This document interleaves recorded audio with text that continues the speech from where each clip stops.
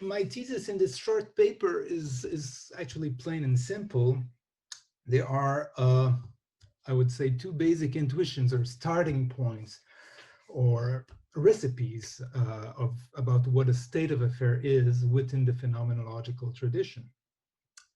These are the two basic recipes that I will call here in this talk the content and the attitude view, or we could call them the content first view and the attitude first view, to coin a Williamsonian dictum.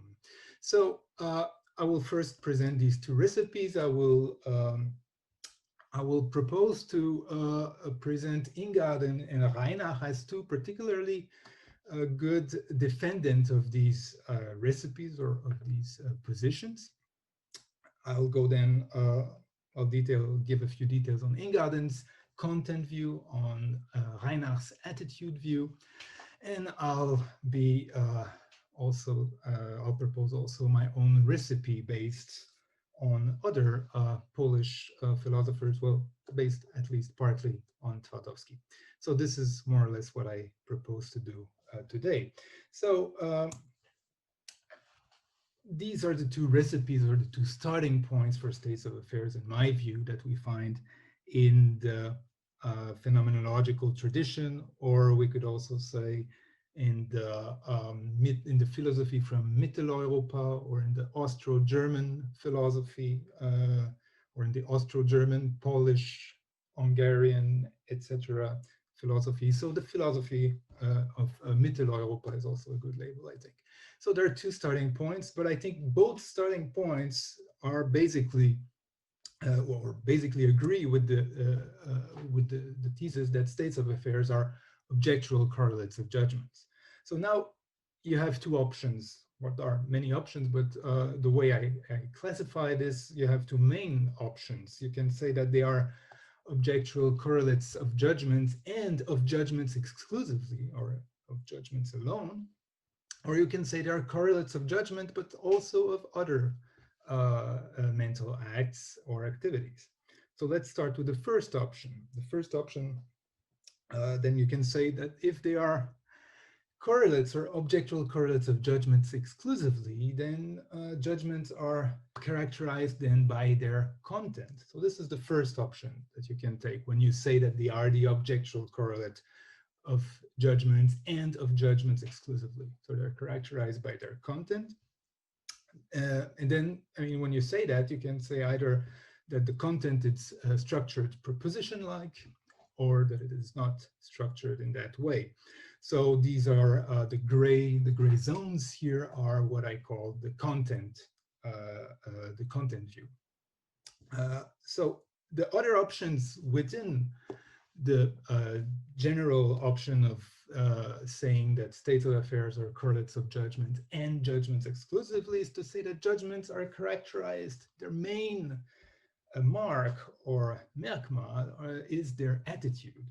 So you can say that judgments is basically characterized by one attitude, for example, affirmation, or you can say that they're characterized by two attitudes or two different attitudes, affirmation and rejection. So this completes the first part of the first option, or the first way in this chart. The second way is to say that, well, they are objectual correlates of judgments, but also sometimes of other acts and activities as well. And here we find basically the same positions that we had in the middle part, the first brown boxes. It's just now that it is applied to the view that states of affairs are objectual correlates of judgment and also sometimes of other activities as well. And all the brown boxes here are basically cases of content view or sort of attitude view positions. And well, we could add to this the position, which I think is a little bit different, but sometimes it's classified as a position on states of affairs, sometimes not. So that's why I'm just putting it aside, but related to the position that states of affairs are the objectual correlates of judgments, and also of some other acts or activities as well, the position that they are actually species of a more general genus, namely of Gebilde. So who are the defendants of these of all these positions? I don't have names for all the positions, and I think some positions are actually not defended within the tradition, within Austro-German philosophy, but it doesn't really matter here. I just want to focus on the two main positions, the content first and then the attitude first. So Husserl, but also Ingarden, and I would add also Lotze, defend a content view, and the content in the sense of a proposition, of something that is structured proposition-like, while Brentano defends an attitude view, but an attitude view that is restricted to judgments and not to other acts. So Brentano will speak of a Urteilsinhalt, and he admits of two basic attitudes, the affirmation and rejection. Reiner has a similar position to Brentano, but he doesn't, contrary to Brentano, he doesn't think that states of affairs are only correlates of judgments. He says, well, we have questions, we have promises, we have orders. These are also acts which have state of affairs as a content, so they have also, it's not restricted to judgment, but it's a position which is similar to Brentano in structure. And then, of course, the position that states of affairs are a species of the genus Gebilde is a position defended by Stumpf and Twardowski. So Stumpf, Twardowski, Reinach, Brentano defends more or less, or are more or less all on the same side, while Lotze, Husserl, and Ingarden are on the content view. So I'll try to be a little bit faster here. I don't think it's so interesting to read quotes, but I will just show them on the screen. So I think perhaps the classical view about content, or about the classical content first view, is probably to be found in Aquinas. Aquinas considers states of affairs as enunciabilia, and he has the thesis that the multiplicity of compositiones in the things correspond to the multiplicity of the enunciabilia. So there's a correspondence. This concept is important because it comes also, we will find it also in Ingarden. So we have composition in the things. They fit with the compositions in the enunciabilia. Good, we also have a similar position in Lotze. I'm not reading the quote, but you can read it, or you can find basically similar ideas here. And also in Husserl, in the logical investigations, many different places. Here the quote is just one instance of a more general position. And also in Ingarden, of course, I took here a quote from Zum Problem der Begründung, a very nice text of Ingarden, but I could have taken any other quote from Der Streit die Existenz der Welt, for instance. And now the attitude view, or the attitude first view, well, I think it's perhaps the best example of the view is I think, to be found in Brentano. Brentano considered that states of affairs, what he calls Urteilsinhalte, are determined by the quality of an act, by the acceptance or the rejection. They're not the matter of the act, so it's not A, it's the existence of A, or that A exists. They are existential judgments, and so they're related to existential judgments. Therefore, property ascription is not essential to judgment content. So this is basically the view defended by Brentano at some point, at least. Of course, Brentano had different views, but I will just display this quote from the Logic of 78-79 because it hasn't been published.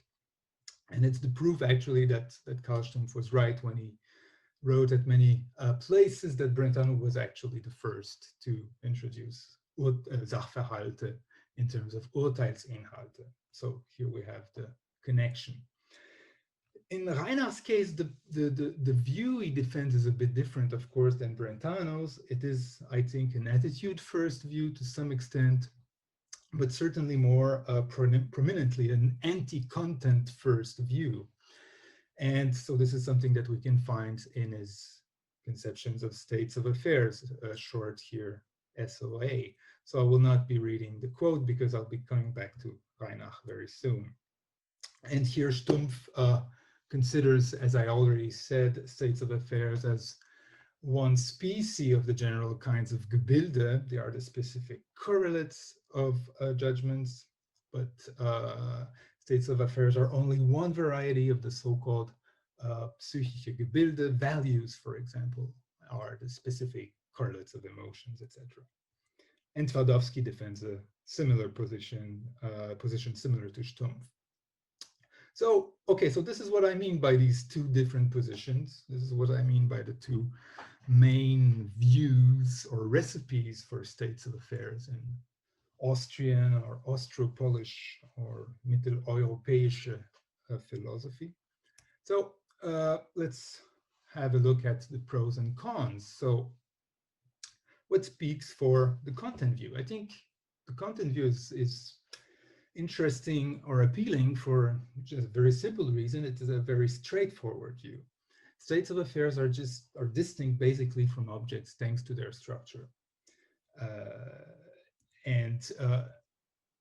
But it seems to imply that their structure corresponds to the structure of the proposition. So we have a special entity here. Some objects are complex, but some objects are simple.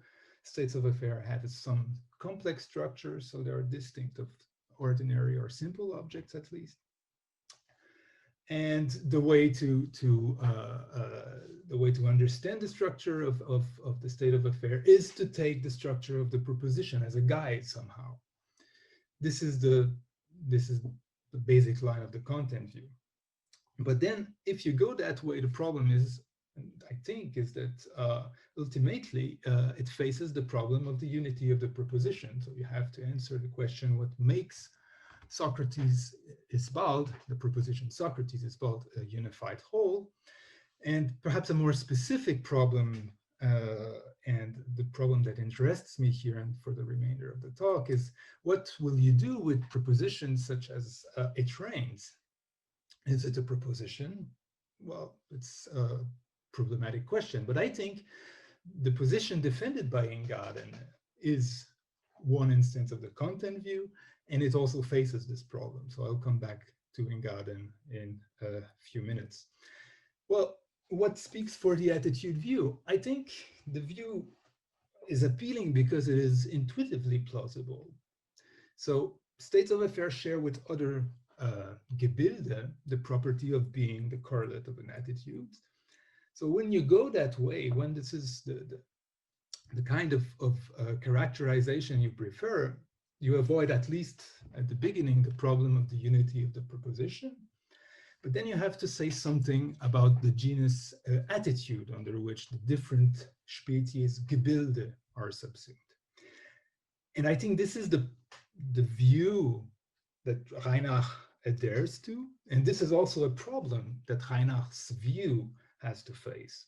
But I think there is a solution that will take 1 minute at the end of the talk to present the solution, and it has to do with verbs. So if I don't have the time, then I'll just say verbs, and then perhaps the discussion will be a bit clearer. So good. Let's go now to Ingarden. So the content view, well, basically, Ingarden is defending the idea that we have, as we see by many phenomenologists, that we have a structure, or mental acts are structured more or less in that way. We have an act that correlates to a content, and through which it is directed upon an object.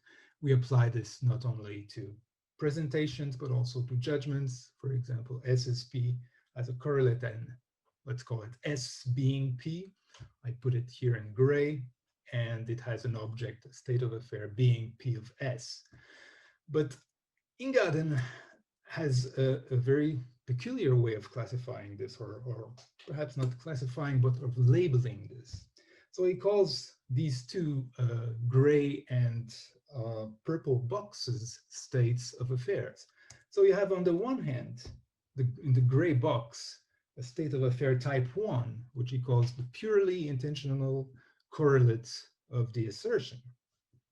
So that's why I also named them differently as being P and being P of S, but it's not just to distinguish them, so type 1 and type 2. And the type 2 here is what he calls an ontologically autonomous object, ein seinsautonomer Gegenstand. So SCW is the Streit die Existenz der Welt. This is from the second volume, the first part of the volume. So, so we have the following structure in Ingarden's content view and Ingarden's view on states of affairs. Well, we have this, you have basically these two kinds of states of affairs, the intentional and the objective ones. The intentional ones are dependent upon concrete Behauptungssätze, so upon concrete assertions. So you need someone asserting SSP in order to have this intentional correlate being P of S, and it is a correlate of a specific Behauptungssatz. And it is what he says about intentional or purely intentional correlates of assertions. They are isolated wholes. They are ein für sich isoliertes Ganzes.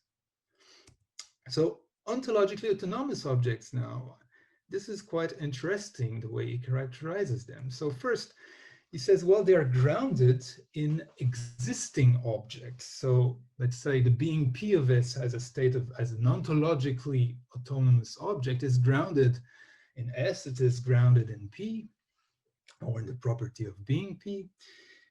Es hat seine Seinstellen in existierenden Gegenständen. So S is grounding, so this is the concept of Begründung, is grounding the state of affair. But on the other hand, the members of the state of affair are not strictly isolable. So ohne den Sachverhalt könnte der Gegenstand gar nicht existieren. So this is basically Ingarden's content view, or Ingarden's conception of states of affairs. But then the problem is, of course, it's obvious here, I think, on the picture, how are type 1 and type 2 species of the genus state of affairs? So I didn't really find an answer to this question, which I think is relevant, and a possible answer that Ingarden could give, and I think that he probably even should give, is something along these lines. They both share the same formal structure. So they share something, so it's the only way to say that they are the species of a genus. So what do they share? So in SOA type 1, we have a subject-predicate structure. In SOA type 2, we obviously have a substance property structure. So how does it work? Then we have these two structures. Well, one structure, how does it work? And the question here is, how are they related? How are these structures related to one another? So only, this is what Ingarden says in the Streit die Existenz der Welt, only the SOA type 1 of assertions, of Behauptungssätze, directly corresponds to a SOA type 2 when SOA type 2 subsists. So you have to have an assertion in order to have this state of affair type 1, and only this type of state of affair will correspond, entsprechen, to a state of affair type 2. So orders, questions, etc. have no state of affair type 2. So what is this correspondence relation now, this entsprechen? And I mean, unfortunately, Ingarden doesn't say much about this, but one possible reading, because perhaps it's a slip of the tongue at some point, but he says, he uses normally entsprechen, and then he uses at one point, he uses Zuordnung. So one way to put this is that the formal non-isolable parts of the SOA type 1 correlative to the assertion, for example, the rose is red, are coordinated to the relatively isolated members of the SOA type 2, for example, in this case, the rose. So what it means, or what it means in this reading, or in the reading I propose, is that the subject predicate structure is coordinated with the substance property structure. But then that's all good, but what about its trains?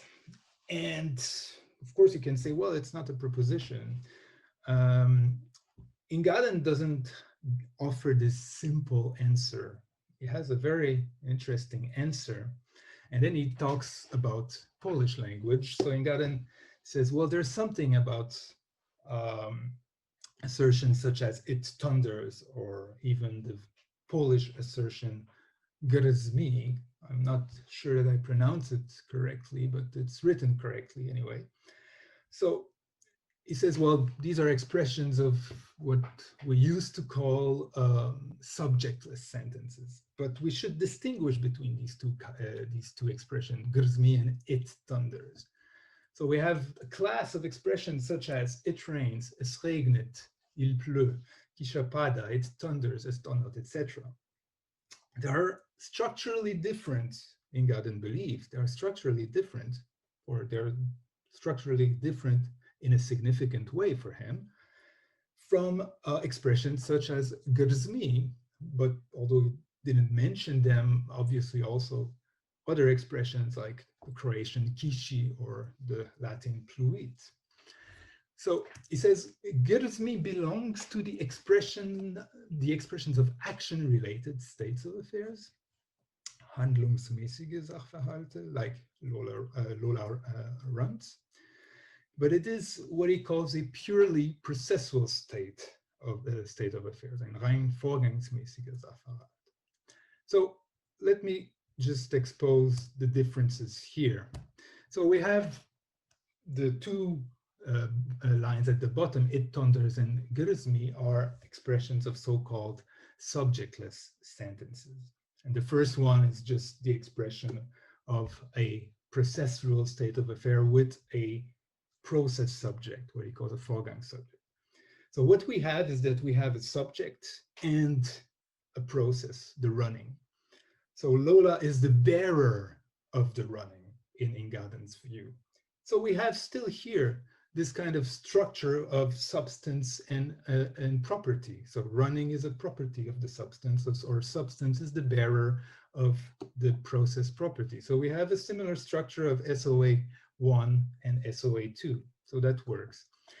But he says in the case of it thunders that it has also, this is why it is a surprising position. I read the pages many times, and it really is his position. He says it is a processual state of affairs with a process subject. When I say it thunders or it rains, and what is the Vorgang subject? What is the subject of the process? Well, these are the material particles. So we can imagine a set of material particles in some geographical space at some specific time.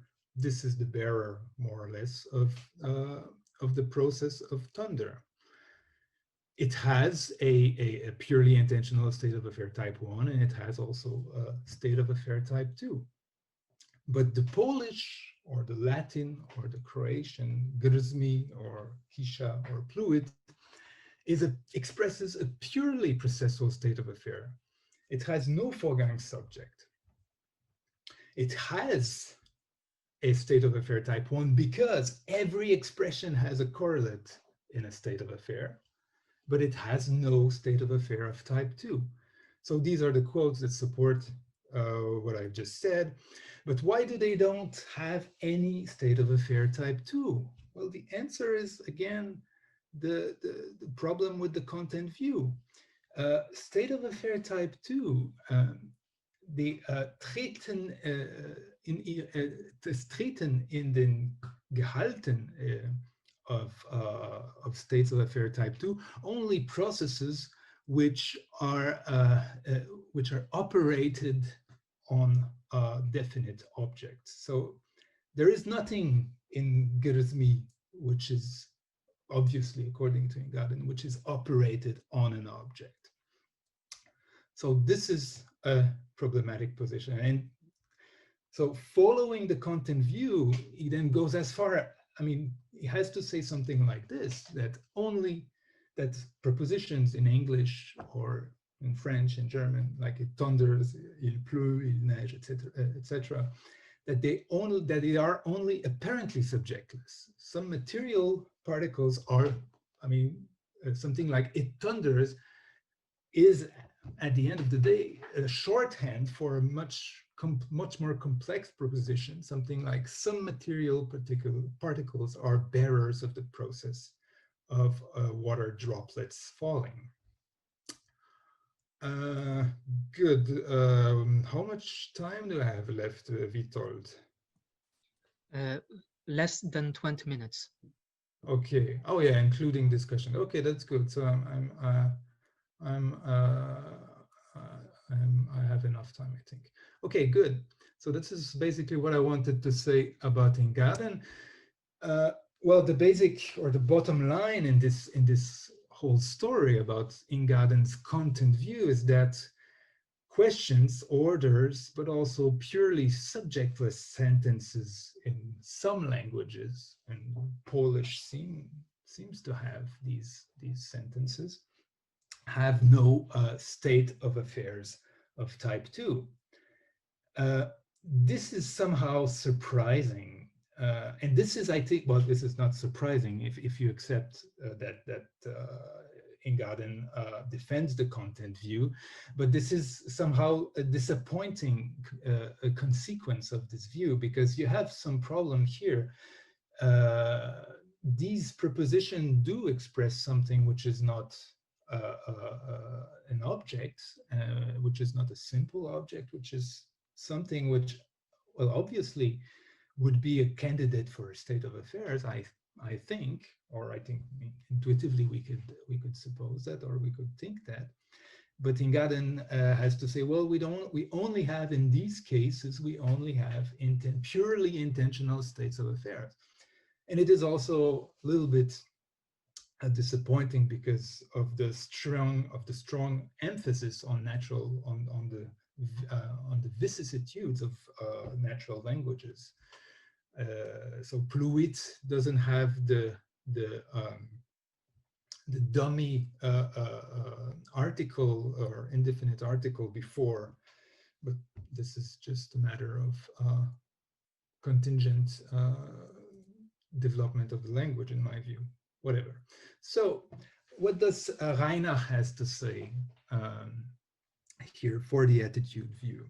So I think I said, well, Reinach is not perhaps as strong an attitude theorist as Brentano is, but I think at least there are two attitudinal elements in Reinach's view. The first is the idea that the expression it rains, es regnet, expresses a judgment for him. We acknowledge when we express es regnet, we acknowledge a being determined as such and are convinced of its existence. And this is what is characteristic of a judgment, what makes a judgment.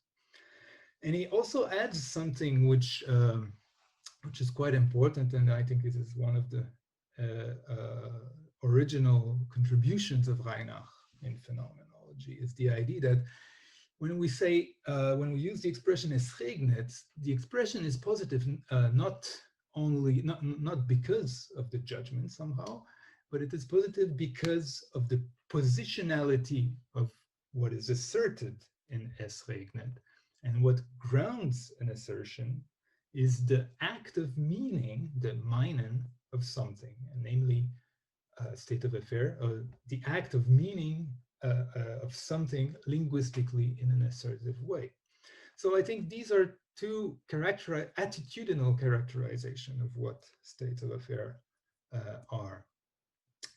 So the meaning aspect and the acknowledgement aspect. Well, now concerning the anti-content view of Reinach, I think there are many different elements. I'll just mention a few here. Well, he says positivity when we have a judgment like A is B, or negativity do not come from the ascription of a property to a subject. So it's not a relation of Zuordnung. It is something, well, he adds that it's something that comes from the state of affair, but it is not something which has to do with description of property. He accepts that there are negative states of affairs. He accepts that there are one-membered states of affairs, that they are saturable ergänzungsbedürftige state of affairs. In short, the structured content of a proposition is not a guide to the structure of what states of affairs are. So what does Reinach have to say about it rains, or es regnet? Well, he has this interesting distinction that I will just be present in a moment. But for Reinach, so Reinach defends the attitude view. He's not committed to the idea that the content of a judgment is structured like a proposition.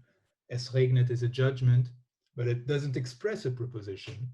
What does it express? It expresses, or it would be better to say, it refers to a state of affair. And this state of affair is a one-membered state of affair. So this is the position. So how does it work in detail? This is something I just want now to discuss very briefly. So I can say I enjoy rain. Ich empfinde Freude an den Regen. I enjoy, in this case, I would say, or Reinach would say, I enjoy a process. But sometimes I say I enjoy the fact that it rains. Then in these cases, I would say, ich empfinde Freude über den Regen, oder ich freue mich über den Regen. In this case, when we use expressions like this, we mean states of affairs. We don't mean processes. So there's an interesting distinction here that processes are somehow distinct from states of affairs. The process of raining, he adds, is the factual material, the Tatbestand, which grounds the state of affair that it rains. And we could add, but this is not what Reinach says, but it makes good sense to see it that way, I believe, that processes are not countable. They're referred to by mass nouns. There was some rain, a lot of rain, etc. But states of affairs are countable. For example, you can say it rained 3 times today, or more in a different way, that it rained, that occurred 3 times today. So states of affairs in this sense, we could say, are referred to by count nouns. So against Ingarden, es regnet, but also grz don't refer to purely intentional state of affairs, but to objective states of affairs. So when I use, Reinach would say, when I use expressions such as grz, there is an objective state of affairs that I'm referring to. And Reinach's position avoids this, I think, problematic consequence of Ingarden's view that natural language produce their own intentional states of affairs. This is somehow strange, at least for me. So one possible reading, of course, Reinach, I'm not saying that Reinach's view is without any difficulties. I think there are many difficulties in his view, but I don't have time here to get through this. But I think one possible reading of Reinach's states of affairs with one member would be the following one. So when we say things like the rain started slowly, intensifying progressively, and stopping suddenly, we describe actually the process of raining, and perhaps different processes or perhaps different phases of the same process. But when we say things like, I was happy that it rained, we describe, when we use that clause, we describe the event of raining. And so processes could be seen as the stuff, or what Reinach calls the Tatbestand of events. So I think there are elements in Reinach's view on one-membered states of affairs that are closely related to this conception of the relation between processes and events that Muriatos discussed in his book, but also that was also discussed more recently in ontology. So my attitudinal proposal here, and so I'm taking now this basic idea of Reinach about one-membered states of affairs. I think it is a case of the attitudinal view, or of the attitude first view. And this is now the proposal that the way I propose to see, not so much to interpret Reinach, but to see, to make sense of one-membered states of affairs.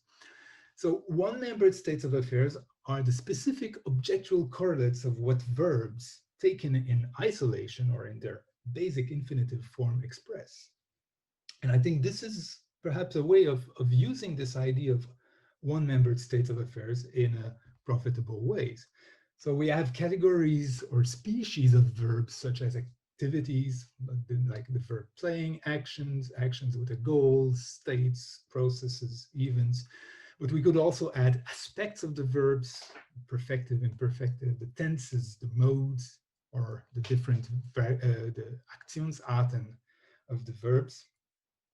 So this is my proposal now in the brownish box. Again, it's the same thing.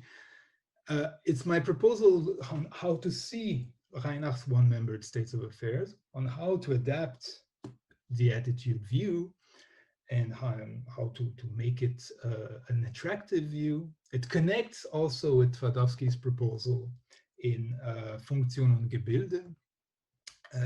Twardowski has this idea that Gebilde are the products of psychical functions, or instead of speaking of act and object, it speaks of function and product. And the example he takes is the example of the category of verbs. So verbs have, at least some verbs, have their internal accusative, like dancing has its internal accusative in the dance, thinking has its internal accusative in the thought. So I think there is a sense to see the attitude view as a profitable view in order to make sense of states of affairs and not to rely on propositions. And it can be also some kind of compromise between Ingarden and Reinach. So on the one hand, the view avoids the Grzmi problem of Ingarden's content view. So he has to say, well, in Polish, there is a specific content, specific purely intentional correlate. This is a difficult view, I think. But on the same hand, it avoids one of the problem of Ingarden's view, but it also preserves one of Ingarden's intuition that our access to states of affairs is linguistically informed. This is basically what verbs do, what the categories of the verb do. And it also preserves, and this is my last point, closing my talk with this, it also preserves Reinach's intuition that one-membered states of affairs are the most basic cases of states of affairs. So I think the view has some advantages. Thank you. Thank you very much, Guillaume, for this presentation. We have only 5 minutes for discussion, and then I open the discussion. We have 2 questions posed. Professor Wolański.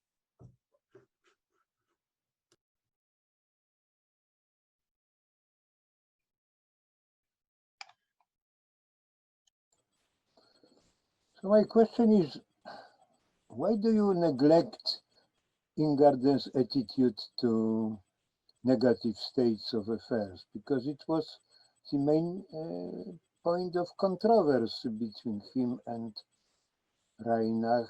For Ingarden, Grzmi was a secondary question. It was only grammatical curiosity in Polish. I even remember that he discussed with lawyers this problem with relation to causality of omissions, because some lawyers said that omissions have no causal powers, because omission is not something positive. So this is the real problem between Ingarden and Reinach. Yes, well, this is right. I think Ingarden has a good point against Reinach. concerning negative states of affairs. Of course, you don't really necessarily want to say that there are things like negative states of affairs, and I think the proposal that Ingarden has concerning negative states of affairs is quite interesting, precisely because it's using this distinction between purely intentional and objective. But the reason why I didn't mention that is quite simple. I think that's a difficulty for Reinhardt's view, and it's a good point for Ingarden's view, but that was not the direction I was going, so that's why I just didn't mention it. But you're right. I mean, Ingarden has a point here against negative states of affairs, and I think it's a good one. Thank you. Peter Simons. Thank you, Guillaume. I enjoyed that.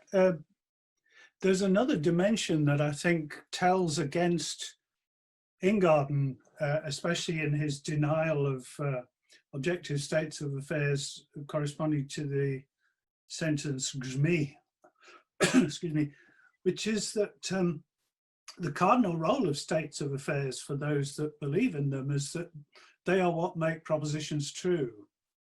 And if there is no objective correlate, as distinct from a purely intentional correlate, then what makes it true that grzmi, and Ingarden doesn't have an answer to it, whereas of course Reinhardt does, because he's got an atmospheric process which does the job there.